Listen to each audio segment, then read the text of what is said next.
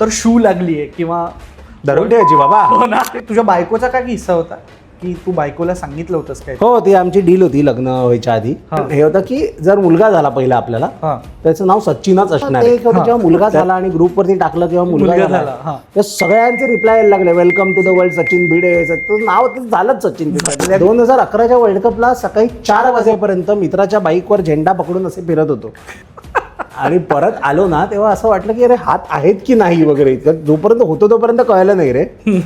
Double सेंचुरीचा जेव्हा तुटला तेव्हा तुला काय वाटलं? वाईट वाटलं की अरे यार तो साऊथ आफ्रिकाचा अटॅक आहे म्हणजे डेल स्टेन वगैरे त्या मुंबईच्या. त्यांच्या समोर 200 मारणं नॉट अ जोक. येणार आहे सेंचुरी तर शू लागलीये किंवा धरून ठेवायची बाबा. हो ना.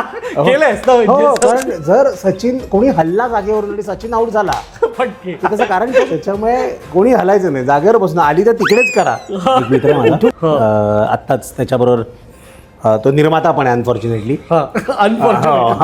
खेळायला धोनी होता म्हणून मी त्याला हायवेवरती लिटरली उतरवणार होतो. म्हटलं जाऊ दे, बोलणारे बोलतील.